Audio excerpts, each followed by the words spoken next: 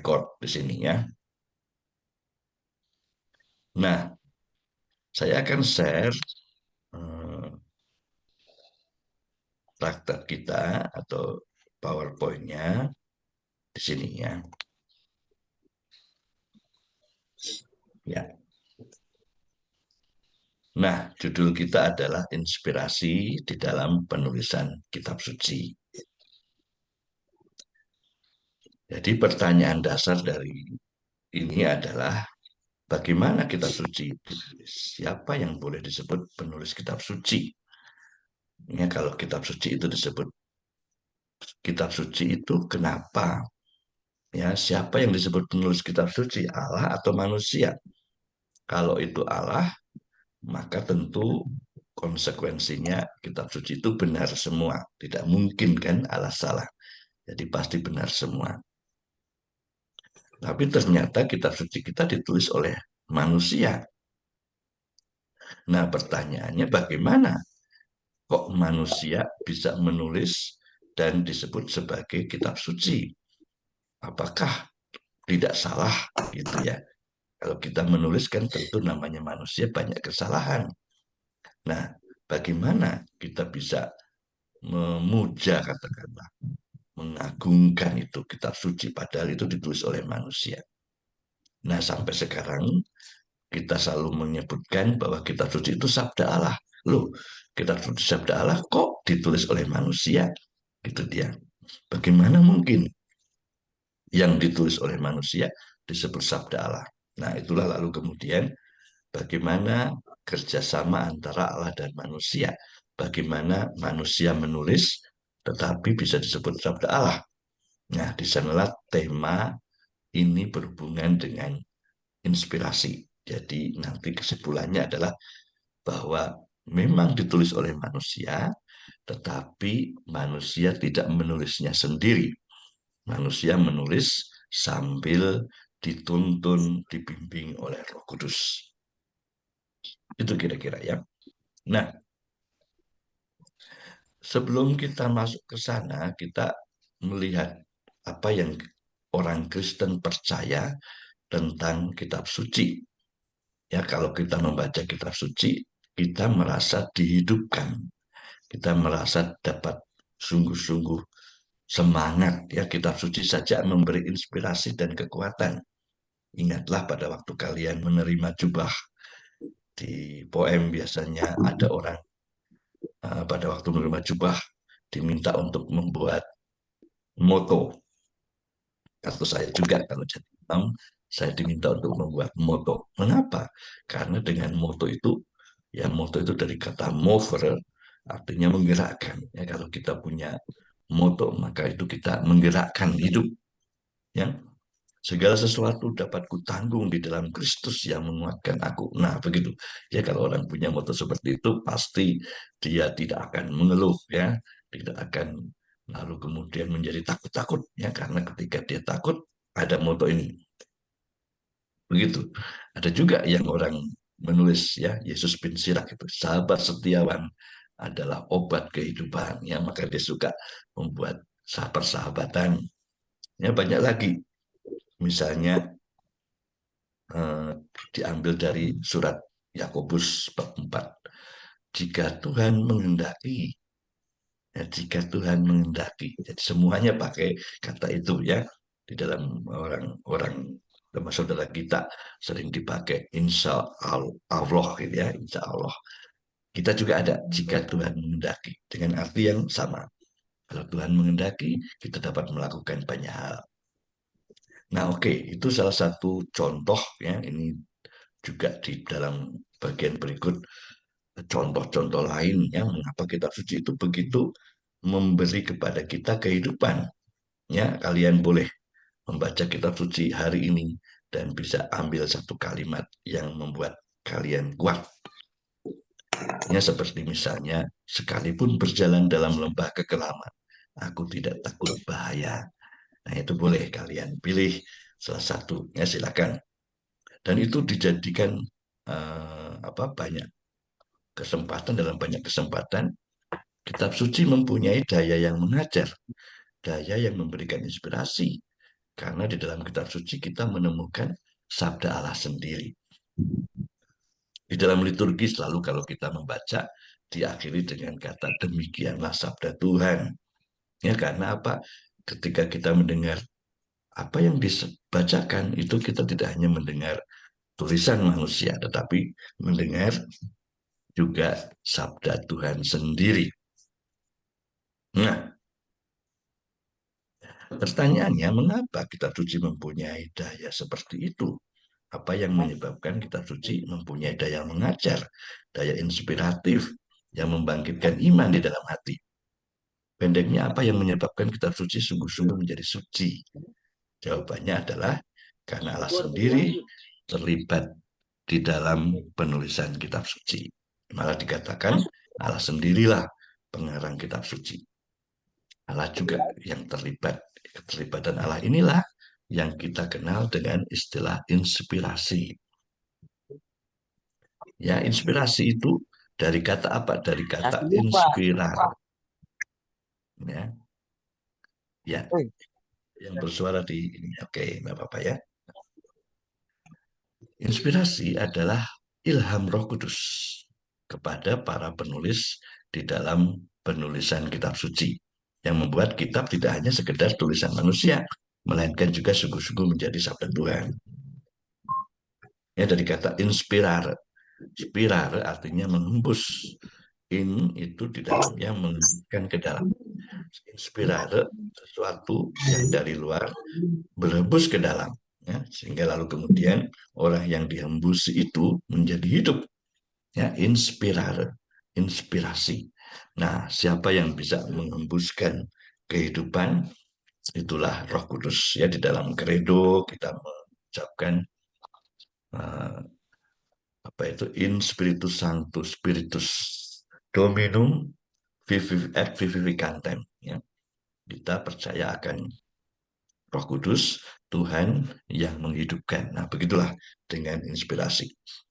Nah, berkat inspirasi itu, segala tulisan yang diilhamkan Allah, ini diilhamkan ini dalam arti diinspirasikan oleh Allah, memang bermanfaat untuk mengajar, untuk menyatakan kesalahan, untuk memperbaiki kelakuan, dan untuk mendidik orang di dalam kebenaran.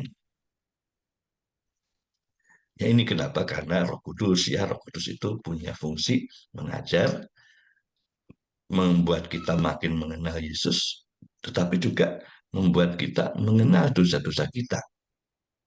Di dalam kapitel kami tiap hari kami harus membaca kitab suci, duduk merenung, membiarkan Roh Kudus berbicara, dan kadang-kadang kami dikoreksi oleh kitab suci tersebut. Ya, misalnya kami kemarin merenungkan tentang iman tanpa perbuatan adalah mati. Ya, lalu kami merenung dan sharing. Tiap hari kami kayak retret begitu ya, sebelum kapitel kami mendengarkan kitab suci. Nah, di dalam Konsili Vatikan pertama, ya, di dalam dokumen Deus Filius bab 2 dibicarakan juga kitab suci. Dan di sana ditegaskan dengan nyata bahwa kitab suci mempunyai Allah sebagai pengarangnya. Jadi kalau ditanya, siapa pengarang kitab suci? Ya, Konsili Vatikan pertama menjawab, pengarang kitab suci adalah Allah. Itu ya di dalam Konsili Vatikan pertama. Tetapi Konsili Vatikan pertama juga mengatakan bahwa manusia menulis dan Allah terlibat. Jadi dikatakan juga bahwa penulisnya bukan hanya Allah, tetapi juga manusia. Ya, dikatakan di dalam Konsili Vatikan pertama. Allah adalah pengarang kitab suci. Caranya tidak diterangkan secara persis, tetapi menunjuk pada adanya Allah yang bekerja di antara manusia. Allah yang menunjuk penulisnya. Nah, bagaimana persisnya itu disebut di dalam Konsili Vatikan pertama, dua paham, yaitu yang disebut dengan inspirasi verbal dan inspirasi real. Inspirasi verbal itu paham bahwa Allah memberikan dikte, gitu ya, dikte. Jadi manusia yang menulis hanya mendengar saja. Nah, lalu kemudian dia mendikte. Dia tidak berpikir ya. Kamu tahu-tahu dikte ya. Kalau ketika mendikte, maka semua kata-kata bahkan tanda titik ya. Kalau kamu ingat dulu cara guru SD kita mengajar ya, mencatat ya. Lalu didikte ya. Misalnya didikte Pancasila adalah dasar negara Republik Indonesia. Titik. Nah, lalu ikut ya. Nah, itu paham yang pertama. Ini paham ekstrim, jadi tidak diakui oleh Konsili Vatikan pertama, tetapi disebut di sana sebagai salah satu pandangan. Tapi bukan itu yang dimaksud. Jadi dia disebut ekstrim supaya mau disebut yang bukan itu, ya, yang di tengah-tengah. Jadi itu, jadi semuanya ditulis, ditunjuk oleh Allah. Paham yang kedua adalah inspirasi real. Inspirasi real itu berarti apa? Allah sebenarnya tidak terlibat, ya. Tidak perlu di setiap kata diinspirasikan Roh Kudus. Cukup bahwa penulis menulis saja sesuai kemampuannya. Nanti setelah jadi, baru kemudian gereja yang menentukan. Nah, ini dia Roh Kudus punya. Gitu. Jadi kayak orang nulis novel, ketika novelnya bagus sekali, lalu wah ini dia kitab suci. Ya, ketika novelnya bagus banget, lalu disebut kitab suci.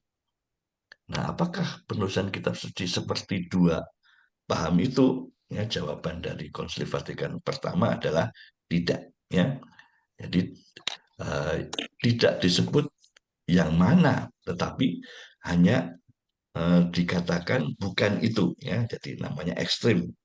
Nah, Konsili Vatikan pertama tidak menyebut bagaimana proses inspirasi itu terjadi. Cukuplah bahwa Konsili Vatikan pertama mengatakan Allah terlibat.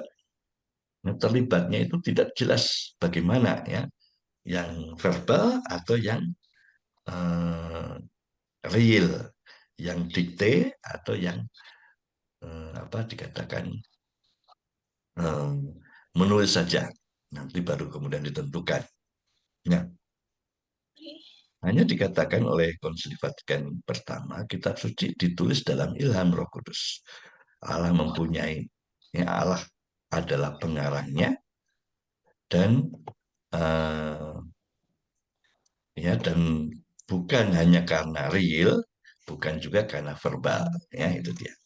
Kira-kira Konsili Vatikan pertama. Nah, nanti dikoreksi di Konsili Vatikan kedua disebut dengan lebih jelas apa bagaimana hmm, kita ya bagaimana eh, yang terjadi.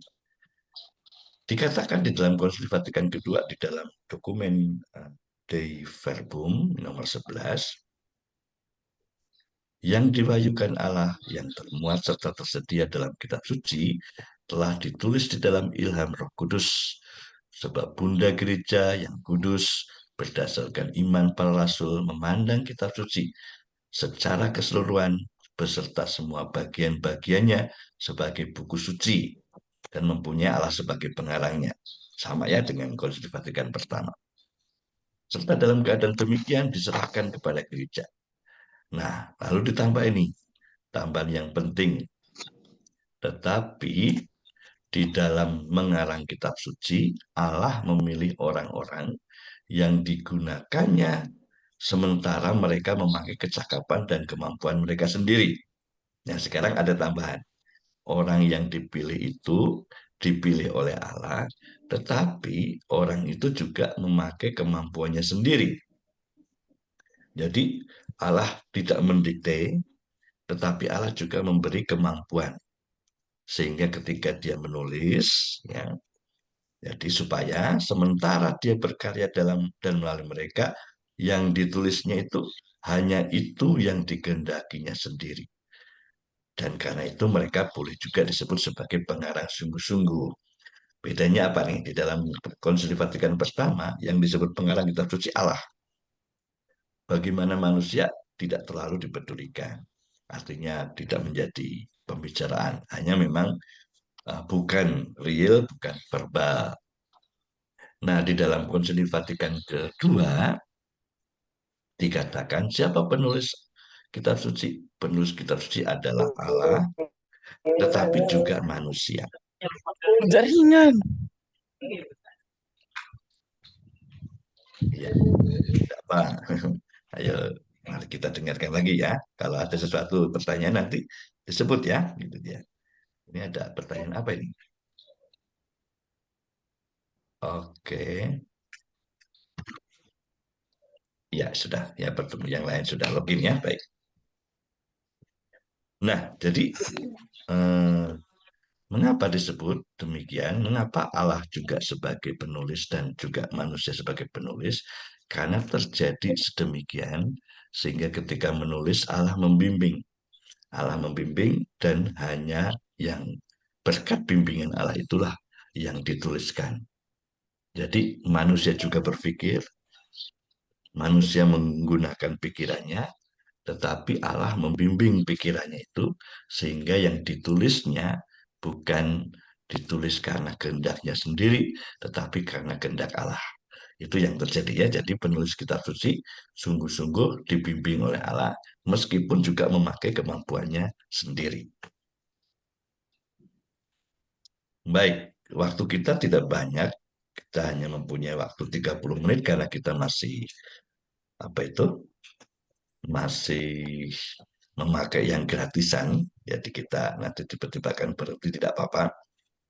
Nah, dengan menjadi buku inspirasi, maka Konsili Vatikan kedua menegaskan dua hal ya, dua hal atau tiga hal, empat hal malah ya. Yang pertama, yang disebut terinspirasi itu semuanya, baik keseluruhan maupun bagian-bagiannya. Lalu kedua, peran penulis sungguh diakui. Ya, jadi kitab suci itu seluruhnya ya, bahkan sampai bagian-bagian yang detail itu juga termasuk diinspirasikan. Baik inspirasi real dan verbal tidak diterima, jadi bukan karena didikte ya, gitu dia.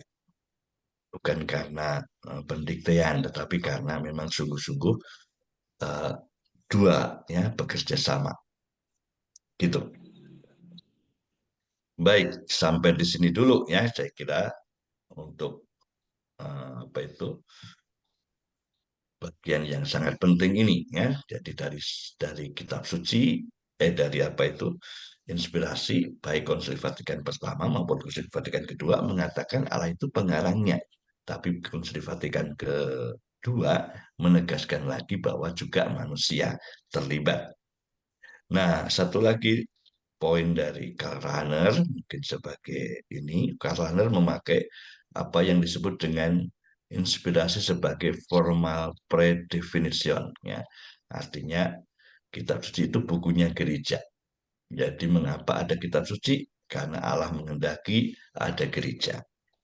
Mengapa ada kitab suci? Karena Allah juga menghendaki gereja mempunyai alat-alat yang menjaga kelangsungannya ya sehingga supaya dapat berpaut kepadanya diberikan oleh Allah kitab suci ya. Allah mengorganisir sebuah tindakan agar gereja mempunyai pedoman, itulah yang disebut dengan kitab suci. Nah ini jadi mengapa Karl Rahner punya sesuatu yang khas, dia punya khas karena mau mengatakan bahwa inspirasi itu terjadi karena Allah menghendaki gereja, maka dia sungguh-sungguh menjadi alatnya gereja. Jadi di dalam penulisan kitab suci, menurut Karl Rahner, penulis manusiawi sungguh-sungguh menulis sesuai kemampuannya. Namun ia tidak menulis melulu sebagai dirinya sendiri, tetapi ia menulis sebagai anggota gereja. Jadi sebagai anggota gereja dia merenungkan siapa itu Yesus, bagaimana dia ditemui oleh para murid, ya lalu dituliskan. Sehingga para murid juga tidak menulis hanya dari dirinya sendiri, tetapi juga dari gereja. Dia mengambil informasi dari gereja yang ada, dari umat yang ada dikenalnya. Situlah peran Allah juga nampak, sehingga berkat bantuan Allah, apa yang dituliskan, apa yang dikehendaki Allah juga menjadi bukunya gereja. Baik. Nah, kita masih punya waktu 10 menit lagi.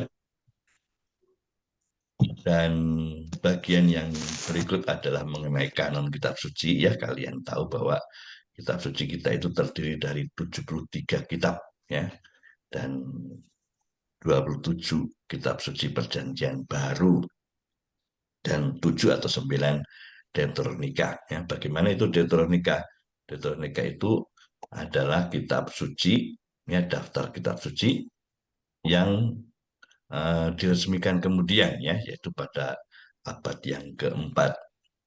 Mengapa? Karena dulu sudah kita mengikuti kanon kitab suci, ya. Kanon itu artinya daftar kitab suci yang sudah ada, ya, yang bahkan dimiliki bersama oleh kaum Yahudi, ya. Tapi kemudian di dalam abad yang keempat kita melihat, ya, ada banyak kitab suci yang bagus, dan kemudian dibuatlah daftar yang kedua, ya, maka disebut Deutero. Deutero artinya kedua.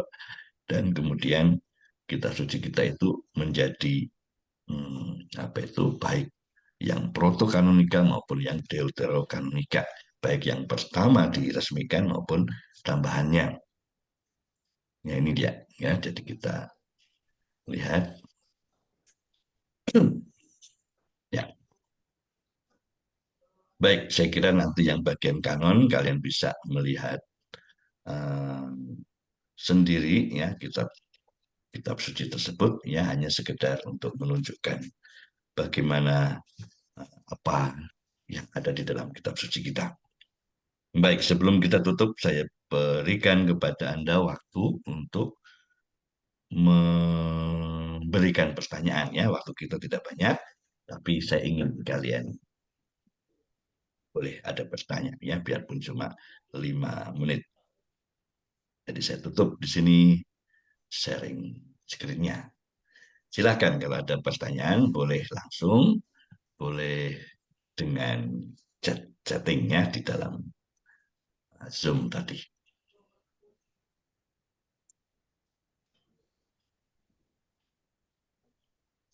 Ya, saya melihat wajah-wajah kalian, saya senang, ya. Sudah lama tidak lihat.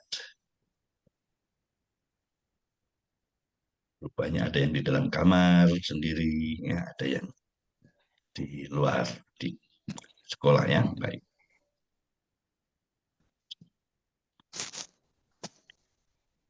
Catat ada 50 orang hadir, 50 wajah, ya. 50. Ada yang dua-dua, ya. Gilbert, ya, dengan siapa ini? Ya, lalu kemudian ada Cardo dan Karel sama-sama itu. Ya, ada yang tiga, ya, Dario dengan siapa itu, ya. Baik. Ya, ada yang ada di dalam ruang komputer, ya. Ya, baik. Apakah ada pertanyaan? Tidak ada apa-apa, ya, tidak apa-apa. Kalau tidak pertanyaan, nanti saya akan ini ada rekamannya, saya kira, dan nanti kita akan coba untuk memasukkannya supaya kalian boleh boleh melihat, ya. Yang terlambat boleh lihat di sini, ya. Nanti sebagai tanda bahwa kalian hadir, saya akan berikan pertanyaan dan kalian menjawabnya, ya, supaya apa itu, kita tahu bahwa kalian belajar. Ini pendampingan dari jauh, ya, semoga bisa membantu kalian. Karena kita online, jadi waktunya tidak banyak, tidak seperti pertemuan biasa, tapi saya harap kalian belajar sendiri. Ya, nanti eh, kalau ada pertanyaan, kalian bisa sampaikan lewat Classroom atau juga bisa WA langsung kepada saya. Sehingga nanti ketika ada pertemuan lagi, kita bisa jawab pertanyaan-pertanyaan kalian. Oke, baik. Karena tidak ada pertanyaan, kita akhiri. Oh, ada pertanyaan. Stefanus Glendi, silakan cepat-cepatnya. Glendi Wohon, ya, silakan. Dibuka mic-nya, lalu kita dengarkan. Silakan. Glendi ya, silakan. Jadi pertanyaan saya, bagaimana tanggapan Gereja Katolik dengan kitab-kitab apokrif yang Ya, baik. termasuk tergabung dalam, bukan maksudnya yang tidak diakui oleh gereja sebagai kitab suci, tidak dimasukkan dalam Deuterokanonika atau dalam kitab suci Katolik. Terima kasih. Ya, ya, bagi yang lain apa itu apokrif? Apokrif itu kitab yang disebut kitab tersembunyi itu ya, apokrif. Nah, maksudnya apa? Ada di dalam zaman dulu itu kitab suci itu banyak sekali. Yang nulis kitab suci ya bukan kitab suci, yang menulis kisah Yesus itu banyak. Ada orang punya ketertarikan bagaimana sih Yesus kecil, lalu mereka menulis kitab suci kanak-kanak Yesus. Jadi karena ketertarikan Yesus misalnya disebut bisa membuat mukjizat pada waktu kecil ya, bisa membuat burung terbang gitu ya. Juga ada kitab Yosef, ada kitab macam-macam ya. Nah, kitab-kitab suci itu tidak dipilih menjadi kitab suci di dalam gereja. Ya, gereja hanya memilih 4 Injil saja dan surat-surat dari Paulus. Yang lain tidak. Kenapa? Karena tidak sesuai dengan iman secara umum, ya, karena tidak dipakai juga di dalam komunitas. Karena apa itu? Muncul dari keingintahuan banyak orang, ya. Jadi lalu kemudian Yesus dibesar-besarkan. Sehingga lalu kemudian inkarnasi ya bisa diganggu juga. Karena apa? Karena terlalu membesar-besarkan satu aspek saja. Jadi kadang-kadang kitab suci itu bagus, memberi bantuan, tetapi malah mengganggu isi iman. Karena itu lalu kemudian tidak dijadikan sebagai kitab suci. Ya benar bahwa ada kitab-kitab banyak dan gereja harus memilih ya mana yang sungguh-sungguh mengungkapkan iman. Ya, karena itu tidak semua tulisan kuno dijadikan kitab suci. Ya itu gitu ya, Glendi ya. Jadi tidak semua dijadikan kitab suci. Yang dijadikan adalah yang sesuai dengan iman saja. Oke, jadi tapi mereka membantu kita juga ya, karena kadang-kadang seperti misalnya kisah tentang Yakub dan anak ya, itu mamanya dan papanya Maria itu di mana diambil dari antara lain kitab apokrif. Jadi kitab apokrif juga membantu memberikan tradisi ya pada saat memberi kita pada apa, gambaran, membantu kita ya memberi informasi ya, tetapi tidak seluruhnya dapat diterima sebagai kitab suci. Gitu ya, Lindi. Terima kasih. Ada lagi tadi Gilbert mau bertanya? Harap waktu kita masih. Saya Pastor. Ya, silakan. Nanti Yuvaldo nanti ya. Jadi pertanyaan saya, Pastor, saya kan Pastor jelaskan tentang kitab suci yang ditulis oleh manusia, tapi juga melalui campur tangan Tuhan sebagai inspirasi itu Roh Kudus. Pertanyaan saya, apakah kitab apokrif juga merupakan kitab yang juga ditulis atas kerjasama manusia dengan Tuhan atau dengan Roh Kudus ataukah tidak? Terima kasih, Ustaz. Iya, kalau dinyatakan, jadi kitab suci juga kitab gereja ya. Jadi kalau misalnya tidak disebut sebagai kitab suci, maka kitab apokrif tidak disebut sebagai terinspirasi oleh Roh Kudus. Jadi kitab suci disebut kitab suci karena pernyataan juga oleh gereja bahwa itu dipakai untuk mengajar umat, ya, untuk memberi peneguran, ya. Itu jadi selain itu dinyatakan tidak terinspirasi. Ya gitu. Baik, terima kasih Yovaldo. Sekarang Gilbert, silakan.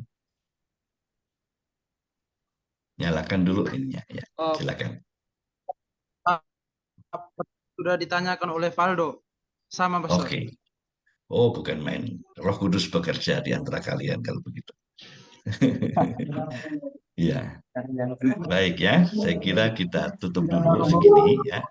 Kecil-kecil saja dulu ya, nanti kalian bisa lihat di YouTube ya, saya taruh di situ ya. Saya berikan secara bukan publik, jadi untuk kita saja. Kalau kita punya link, kita bisa masuk ke sana.